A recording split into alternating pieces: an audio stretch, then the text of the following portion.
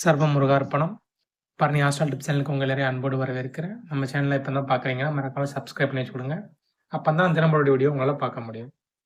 இன்னைக்கு நம்ம எதை பற்றி பார்க்க போறோம்னா, சிவபெருமான் அதிகமாக சுடுகாட்டில் தான் வாழ்வார். அவரோட நீங்கள் பார்த்தாலே தெரியும், சுடுகாட்டு சாம்பலை உடலில் பூசிக்கொண்டு சாதாரணமாக இருப்பார். மற்ற தெய்வங்களோடு ஒப்பிடும்போது எந்த தங்க ஆபரணமும் எதுவும் இல்லாமல் எளிமையாக இருக்கக்கூடியவராக இருப்பார். அதில் முக்கியமாக ஒரே சுடுகாட்டில் இருக்கிறார் அப்படிங்கிறத இன்னைக்கு நம்ம பார்க்க போறோம்.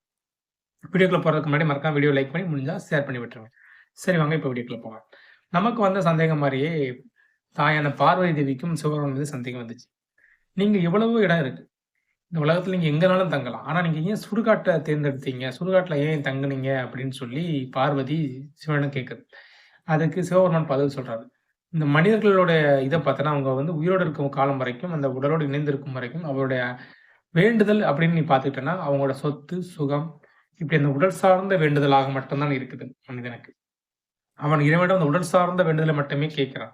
ஆனால் இறந்து அந்த ஆத்மா அந்த உடலை விட்டு பிரிந்த பிறகு அந்த சுடுகாட்டில் இந்த ஆத்மா தனித்து விடப்படுகிறது. அவன் எதெல்லாம் கேட்டானோ அதெல்லாம் அவனை விட்டு தனித்து இந்த ஆத்மாவானது சுடுகாட்டிற்கு அனாதையாக நிற்கிறது. அப்படி நிற்கக்கூடிய அந்த ஆத்மாவுக்கு வந்து ஆதரவு என்பது யாரும் கிடையாது. நான் வந்து அந்த ஆத்மாவை அனாதையாக விட முடியாது. ஏன்னா வந்து உலகத்தின் தந்தையாகிய நான் அந்த ஆத்மாவுக்கும் தந்தை.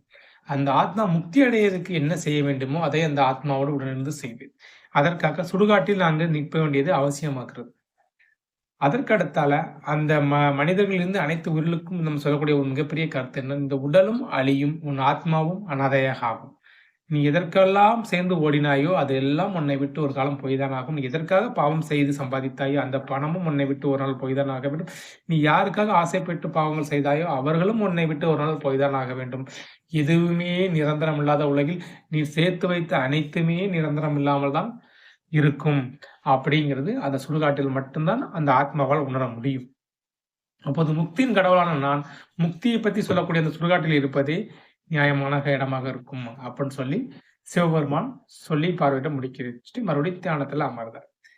இதுல இருந்து நம்மளே புரிஞ்சுக்கலாம். அதாவது தெய்வத்தின் உச்சம் சொல்லக்கூடிய சிவபெருமான் அவரோட அறிவுரையே நம்ம வந்து வாழ்க்கையில பின்பற்ற வேண்டும். எதுக்காகவும் பாவங்கள் செய்யும்போது அதில் வந்து நம்ம புரிஞ்சுக்கணும். நீங்க இன்னைக்கு எதை செஞ்சு ஒரு சம்பாத்தியம் பண்ணாலும் சரி, எது பண்ணாலும் சரி, அது வந்து நிரந்தரம் என்பது கண்டிப்பாக இருக்காது. அதனால புண்ணியத்தின் செய்யுங்க, பாவத்திலிருந்து விடுபடுங்க. நம்ம வந்து பழைய வீடியோல ஒன்று சொல்லியிருப்போம். நீ செய்த பாவம் உன்னை கேள்வி கேட்கும் போது நீ செய்த புண்ணியம் எங்க நின்று பதில் சொல்லி கொண்டிருக்கும். சரிங்களா?